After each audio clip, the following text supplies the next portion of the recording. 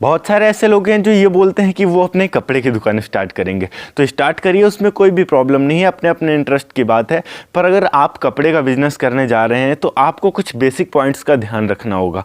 ये पॉइंट्स ऐसे हैं जो आपके दुकान को आगे ले जाने में, कामयाब बनाने में एक बहुत बड़ा रोल अदा करने वाले हैं। तो इन पॉइंट्स को आपको बहुत ही ज़्यादा गौर से सुनना होगा, क्योंकि ये पॉइंट आपके लाइफ से रिलेटेड हो जाते हैं अगर आप एक कपड़े का बिजनेस करने जा रहे हो तो। हेलो एंड वेलकम फ्रेंड्स, मेरा नाम है अनूप सिंह और आप देख रहे हैं आपका अपना यूट्यूब चैनल। इसी तरह और भी एजुकेशन से रिलेटेड वीडियोस देखने के लिए इस चैनल को भी सब्सक्राइब करें और हाँ, साथ में आने वाले बेल आइकन को भी प्रेस कर दें ताकि आप किसी भी लेटेस्ट वीडियो की लेटेस्ट अपडेट मिस ना कर सकें। So let's get started. देखिए, वैसे तो मार्केट में कपड़े की मांग बहुत ज़्यादा रहती है, पर जितनी ज़्यादा मांग है उससे कहीं ज़्यादा मार्केट में कपड़े के दुकान का कॉम्पिटिशन होता है। आप किसी भी एरिया में चले जाइए, आपको कोई दुकान दिखे ना दिखे, पर वहाँ कपड़े की दुकान ज़रूर होगी।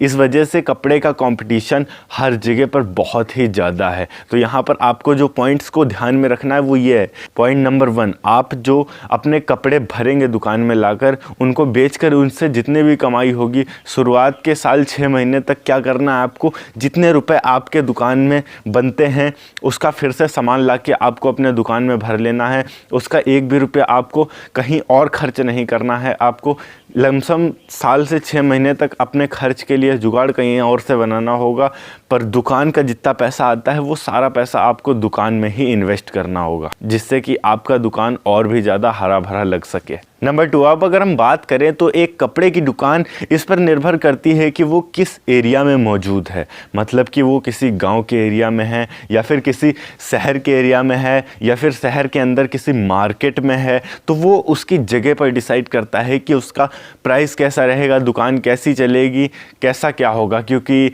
अगर आप शहर में जाते हो तो वहाँ पर आप देखते हो कि लोगों को डैमेज जींस पहनना पसंद है, महंगी शर्ट्स लेते हैं, मतलब वहाँ ब्रांड के पीछे लोग ज़्यादातर भागते हैं कि भाई एडिडास चाहिए, नाइकी चाहिए। वहीं अगर हम गांव की बात करें तो गांव में ब्रांड की वैल्यू नहीं है। अगर सही तौर पर मैं बात करूं तो गांव के लोग ऐसे होते हैं जो सिले कपड़े पहनना पसंद करते हैं। मैं खुद एक गांव से बिलोंग करता हूं, मुझे बहुत अच्छे से पता है गांव की पसंद क्या होती है।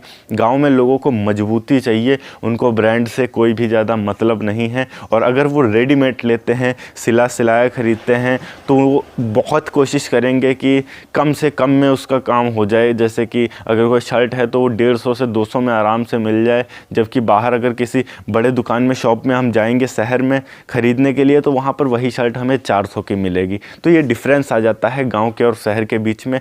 तो ये भी मैटर करता है कि आपकी दुकान किस एरिया में है। अगर आप गाँव में दुकान स्टार्ट करते हो तो आपको सस्ते कपड़े रखने होंगे, पर सस्ते कपड़े की वजह से आपकी दुकान की जो छवि है वो गिर जाएगी। और अगर आप शहर में रखते हो तो आपके महंगे कपड़े बिक पाएंगे। नंबर 3, बहुत ही ज़्यादा ध्यान देने वाली बात है। अगर आप पॉइंट को समझे तो मेरे एरिया में बहुत सारी दुकानें हैं, पर अगर हमें किसी बच्चे के कपड़े लेने होते हैं तो हम एक दुकान में जाते हैं, अगर किसी महिला के कपड़े लेने होते हैं तो हम दूसरे दुकान में जाते हैं, और अगर किसी पुरुष के कपड़े लेने होते हैं तो हम तीसरी दुकान में जाते हैं। मतलब आपको एक्सपर्ट बनना होगा अपने एरिया में। ये एक बहुत ही बेहतर तरीका होता है पॉपुलर होने का अपने एरिया में। मतलब अगर आपके पास बच्चों के कपड़े हैं तो बच्चों से रिलेटेड जितने भी कपड़े होंगे वो सब आपके पास मिलने चाहिए। अगर पुरुषों वाले कपड़े हैं, मतलब मेंस वाले कपड़े हैं, तो मेंस से रिलेटेड जितने भी कपड़े होंगे वो सारे कपड़े आपके दुकान पर अवेलेबल होने चाहिए। और अगर आपके पास लेडीज़ रिलेटेड कपड़े हैं तो सूट हुआ, शरारा हुआ, लेगी हुआ, फलाना हुआ, इसमें बहुत सारी चीज़ें होती हैं। तो जो भी होती हैं वो सारी चीज़ें आपके पास होनी चाहिए। इससे क्या होगा, अगर किसी को बच्चे के कपड़े लेने होंगे आपके एरिया में तो वो और किसी दुकान पर नहीं जाएगा, सीधे आपके दुकान पर आएगा, भाई उसके दुकान पर बच्चे के कपड़े मिलते हैं। अगर आप मेंस के रखते हो तो किसी आदमी को लेना होगा, भाई उसी के दुकान पर लेंगे, उसके दुकान पर और कुछ नहीं मिलता, सिर्फ आदमियों के ही कपड़े मिलते हैं। किसी औरत का कपड़े लेने होंगे, कोई औरत के दुकान का एक्सपर्ट है, भाई और कहीं नहीं जाएंगे, उसी के पास जाएंगे, उसके पास सारे औरतों के कपड़े मिलते हैं। तो ये एक्सपर्ट वाली बात हो जाती है कि आप अपने एरिया में पॉपुलर किस तरीके से हो सकते हो, और ये एक बहुत ही बेहतर तरीका हो जाता है अपनी पॉपुलैरिटी को बढ़ाने का। नंबर 4, एक बहुत ही पॉइंट की बात बोलने जा रहा हूँ। आपको बहुत ही ज़्यादा ध्यान से सुनना है, क्योंकि ये बात शायद ही कोई आपको बताता हो। जो लोग भी कपड़े की दुकान खोल कर बैठे हैं, जिनके आसपास अभी तक शॉपिंग कॉम्प्लेक्स, शॉपिंग मॉल नहीं बना है, वो लोग बहुत ही ज़्यादा सुकून में हैं। उनको देखकर लोगों को ऐसा लगता है कि हमें भी कपड़े का बिज़नेस स्टार्ट कर लेना चाहिए, पर कंपटीशन का लेवल इतना ज़्यादा है कि आपके शहर के जो दुकानें होंगी उनसे तो आपको कोई फ़र्क नहीं पड़ने वाला, पर अगर आपके एरिया में 2 से 3 शॉपिंग मॉल खुल जाते हैं तो आपके कपड़े के दुकान में जो भी कस्टमर आते हैं उनका आना बहुत ही कम हो जाएगा।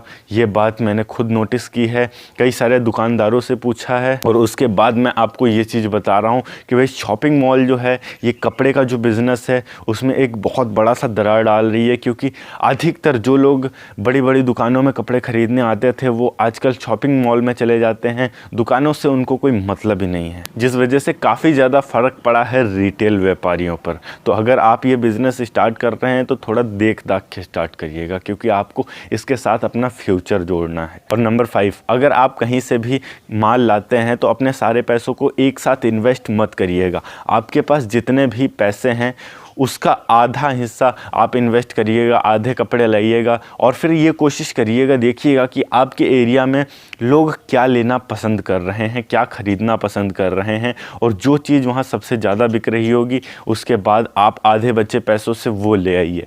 जिससे क्या होगा कि आपके शॉप के बूम करने के चांसेस ज़्यादा हो जाते हैं। ओके गाइस, ये थे कपड़े की दुकान के बारे में कुछ बेसिक डिटेल्स। अगर वीडियो अच्छी लगी हो तो वीडियो को लाइक करके चैनल को सब्सक्राइब ज़रूर कर दीजिएगा। मैं मिलता हूं आपको नेक्स्ट वीडियो में एक नए टॉपिक के साथ। तब तक के लिए जय हिंद, वंदे मातरम।